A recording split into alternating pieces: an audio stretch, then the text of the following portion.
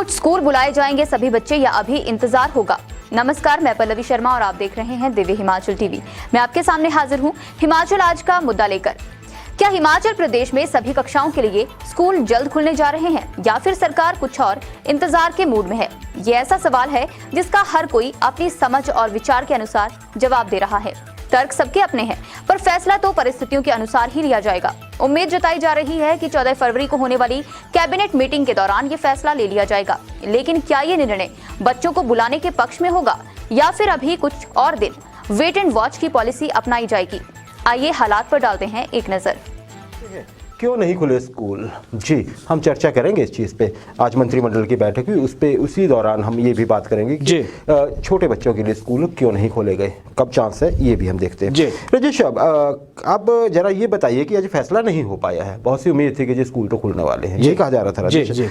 क्या सरकार किस चीज़ का इंतजार कर रही है? बिल्कुल, देखिए जो कैबिनेट की जो मीटिंग बुलाई थी, बड़ी इमरजेंसी में ये मीटिंग बुलाई गई थी। शाम को ये मीटिंग कॉल की गई। जितने भी राजधानी के बाहर से मंत्री थे उनको तत्काल इसलिए बुलाया गया कि आप जल्दी आइए, कुछ इमरजेंसी में हमने बातचीत करनी है। स्कूल इसलिए नहीं खुले कि स्कूल खोलने के पीछे दो विभागों के बड़े अहम तर्क और दलीलें सरकार सुनती है, देखती है, उसके नतीजों पर गौर किया जाता है। पहला है शिक्षा विभाग की, उसकी तैयारियां किस तरह की रहेंगी। दूसरा है स्वास्थ्य विभाग की, कोरोना की वर्तमान स्थिति की रफ्तार है क्या, वर्तमान स्थिति कोरोना की है क्या, और अगर केस बढ़ते हैं, बिगड़ते हैं तो उन परिस्थितियों में हमारी तैयारियां किस तरह की होंगी। क्योंकि इन दोनों विभागों की प्रेजेंटेशन हुई नहीं अग्निहोत्री जी आज इस मीटिंग में जो ये बैठक मंत्रिमंडल की हुई है, तो वहां से रास्ता स्कूलों के लिए निकला नहीं है। पहली से 8वीं तक की कक्षाओं की स्थिति यथावत है। समर क्लोजिंग वाले स्कूलों में विंटर में तो छुट्टियां चली हैं, विंटर में छुट्टी बिल्कुल, तो अभी नहीं खुलेंगे। 14 तारीख को 9वीं से +2 तक की कक्षाएं जो सरकार ने फैसला लिया है वो चलती रहेंगी। क्या उम्मीद क्या लगती है 14 तारीख को जो बैठक होने जा रही है मंत्रिमंडल की, उसमें तो पक्का चर्चा होगी? बिल्कुल, देखिए 14 तारीख की जो बैठक होगी, ये दोनों विभाग अपनी प्रस्तुति उसमें सरकार के सामने रखेंगे।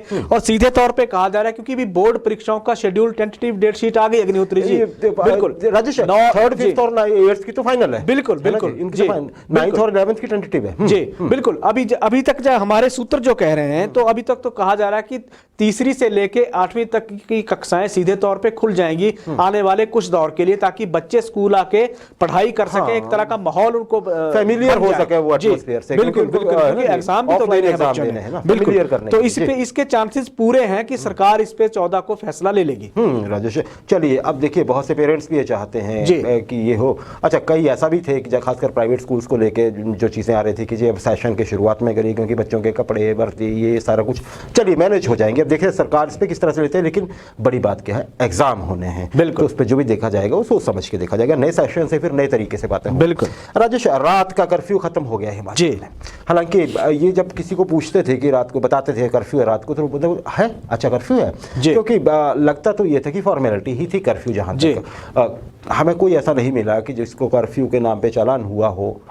हमारे नॉलेज में नहीं राजेश आया, ना हमारा एक्सपीरियंस ऐसा रहा, पर अल्टीमेटली अब वो कर्फ्यू खत्म कर दिया गया है। क्या कहेंगे आप? बिल्कुल सही है। देखिए, मंत्रिमंडल ने फैसला लिया है कि जो रात को 10 बजे से लेकर सुबह 5 बजे तक प्रदेश में कर्फ्यू जो लगाया गया था कोरोना का, उसको हटा दिया गया है। नाइट कर्फ्यू वो हटाया। अब ये थोड़ा सा आपने कहा कि प्रतीकात्मक एक तरह से था, क्योंकि पता किसी को था नहीं, लेकिन ये एक व्यवस्था थी जो सरकार की ओर से मूवमेंट को रोकने का एक इशारा दिया गया था जनता को। देखिए अभी कोरोना है। बिल्कुल बिल्कुल, ये व्यवस्था सरकार की ओर से बनाई गई थी, और इस व्यवस्था का एक डर तो था अग्निहोत्री जी लोगों में। हालांकि किसी को चाहे रोका पुलिस ने नहीं है, लेकिन एक डर था कि व्यवस्था इस तरह की है प्रदेश में कि कर्फ्यू यहां लगा हुआ है, क्योंकि मूवमेंट सरकार ने रोकनी थी जनता की सीधे तौर पर। और वैसे सबकॉन्शियस माइंड में रहता है फिर। बिल्कुल, कर्फ्यू है, सरकार ने कहा है, तो अभी हमें बचना। राजेश, समारोहों और राजनीतिक कार्यक्रमों को छूट मिल गई है काफी हद तक, 50% कैपेसिटी के साथ। तो इसमें देखिए दो चीज़ें हैं। एक तो है कि अब इलेक्शन ईयर है जी, तो लोग उस तरह से बात कर रहे हैं कि चलिए जी रैलियाँ तो होनी थी, तो अब ओके हो गया जी। पर क्या ये माना है कि सरकार ये मान चुकी है कि जो हमारी 3rd वेव की बात कही जा रही थी, ये ओवर हो चुकी है, अब कोई 3rd वेव नहीं है? कैसा है इन निर्णयों के पीछे? बिल्कुल, अगर हम इनको चीज को देखें तो ऐसा लग रहा है कि सरकार या स्वास्थ्य विभाग को लगता है कि पीक निकल चुका है, और जिस रफ्तार से लोग संक्रमित हो रहे हैं और जिस रफ्तार से लोग ठीक हो रहे हैं, उस रफ्तार में जो अंतर आया है और ठीक होने वालों का आंकड़ा संख्या ज्यादा है बनिस्बत जिनको संक्रमण हो रहा है। तो वहां से ये लग रहा है, अगर एक्टिव केसेस देख लीजिए दिनों दिन 20,000 से घट के हम 5,000 पे पहुंच गए। बिल्कुल, तो बहुत ये इस तरह से लगता है, तो ये लग रहा है सरकार को कि हाथी एक तरह से निकल गया है, अब पूंछ बचती है। लेकिन थोड़ा सा लापरवाही अगर हमें, आंकड़े तो नहीं अभी राजेश पहुंचे, बिल्कुल आंकड़े नहीं पहुंचे, लेकिन अगर लापरवाह अगर हम हो गए अग्निहोत्री जी, तो ये पूंछ भी आने वाले दौर में खतरनाक हो जाएगी। सरकार ने इशारा एक तरह से दे दिया है, जिस तरह से आज चीजें खोली गई हैं। इशारा ये है कि जनता, क्योंकि कोरोना के साथ जीना है, तो जनता अपने स्तर पे कोरोना प्रोटोकॉल का पालन करे, खुद सतर्क रहे, दूसरों को भी बचाए, तो हम इससे जंग जीत सकते हैं, जिस तरह के संकेत मिल रहे हैं जी। और वैक्सीनेशन की बूस्टर डोज जो है उसे कह लीजिए, WHO ने आज फिर कह दिया है राजेश कि नेक्स्ट वेव भी आएगी, वो ज्यादा कॉन्टेजियस होगी, ज्यादा संक्रमण फैलेगा। इस वेव को लेकिन अब हम ये मान के चलेंगे कि देखिए हम अपनी तरफ से सावधानी बरतें, कोरोना इतनी जल्दी जाने वाला नहीं है, हमारे अपने एंड पे है, सबका ख्याल रखना, अपने आप का ख्याल रखना। राजेश, और ठेकेदारों की बात हो रही है कि आज की जो मंत्रिमंडल की बैठक थी वो ठेकेदारों की वजह से बुलानी पड़ी है। मामला क्या था और हल क्या निकला है उसका? बिल्कुल, देखिए ठेकेदारों, प्रदेश भर में 3 दिन का घटनाक्रम देख लीजिए आपने। ठेकेदारों ने तमाम तरह के सड़कों के काम बंद रखे थे, या सड़कों को खोलने के काम प्रदेश भर में बंद रखे थे। PWD के ठेकेदार भड़क गए थे अग्निहोत्री जी। और दीपावली के बाद ठेकेदारों को किसी तरह का भुगतान नहीं हुआ था, 4 महीने से ज्यादा का वक्त बीत चुका है, इनको इनके बिल पास नहीं हो रहे थे, तो इन्होंने सारे कंस्ट्रक्शन से लेके हर कोई काम इन्होंने ठप कर दिया था। पिछले कल दरअसल मुख्यमंत्री जयराम ठाकुर की उद्योग और लोक निर्माण विभाग के अधिकारियों के साथ भी चर्चा हुई कि ठेकेदारों के साथ जो इशू चला हुआ है उसको हम कैसे निपटे, किस तरह से इनको मनाएं। तो वहां से यह तय निकला था इसका फैसला कैबिनेट की बैठक में अगर हो जाए तो वहां से फिर कानूनों में संशोधन की प्रक्रिया को फॉलो करके ठेकेदारों को राहत दी जा सकती है। वहां से तय हुआ कि कैबिनेट की बैठक में जाएंगे।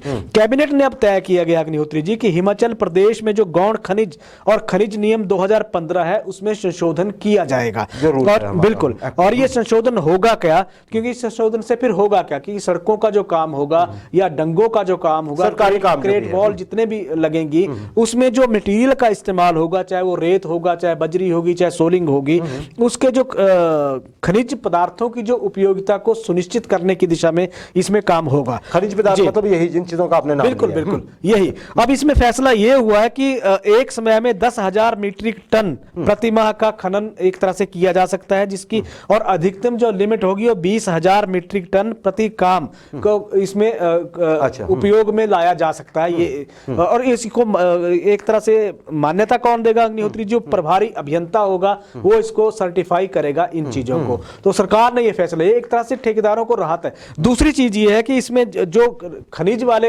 एरिया नहीं है, जहां लीज नहीं होती है, अगर वहां से भी कोई चीज उठा खनन सामग्री ली जाती है तो फिर 25% जुर्माना की कॉस्ट भर के ठेकेदार अपना काम चला सकता है। तो ठेकेदारों को एक तरह से कहीं दौड़ना नहीं पड़ेगा, रॉ मटेरियल के लिए दौड़ना नहीं पड़ेगा। बिल्कुल, इन केस की आपके पास जो जहाँ पे खनन होता है या जहाँ पे भंडारण है वहां जाना अगर मुश्किल है, काम कहीं अलग जगह हो रहा है, तो अगर लोकल वहां पे अवेलेबिलिटी है वहां से जुर्माना दीजिए और वो सामान उस तरह से आप वहां से निकाल सकते हैं। बिल्कुल बिल्कुल, ये राहत हिमाचल प्रदेश सरकार ने खुश नजर आ रहे हैं, खुश है, ठेकेदार खुश हैं, आंदोलन टल गया है, जो स्ट्राइक चल रही थी उन्होंने टाल दिया है। और आगे भी शायद इसको बजट में भी कुछ शायद करने वाले हैं, बिल्कुल सेशन में बिल्कुल कानून वगैरह लगा, बिल्कुल इस पे सरकार संशोधन इसमें करेगी। अच्छा राजेश, ये बहुत बढ़िया बताया आपने जी। अच्छा, एक चीज और देखें मंत्रिमंडल की बैठक से हटके जी, आज एक और बड़ा घटनाक्रम है, वो ये है कि एक्साइज पुलिस बनाने की बात हो रही है। आबकारी एवं कराधान जो विभाग है हमारा जी, उसकी अपनी ही पुलिस हो जी, बिल्कुल डिपार्टमेंट है ना जी हमारा जी, बिल्कुल उसकी पुलिस हो। इस पे क्या हुआ और क्या ये इसलिए सोचा जा रहा है जी, जो पीछे शराब कांड हुआ है सुंदरनगर एरिया में, जो बहुत से लोग मर गए वहां पे, क्या लगता है आपको? बिल्कुल सही है। देखिए, जो जहरीली शराब का प्रकरण हुआ उससे हिमाचल प्रदेश की देश भर में नाक कटी है एक तरह से। पुलिस, अब आबकारी पुलिस की आपने बात की, आबकारी विभाग क्योंकि इसमें टैक्स चोरी का मसला, अवैध सप्लाई का मसला लगातार गहराता है, पुलिस की कार्यप्रणाली पे भी सवाल उठे कि इतना बड़ा रैकेट अगर वहां चल रहा था तो कुछ समय पे उस पर कार्रवाई क्यों नहीं की गई।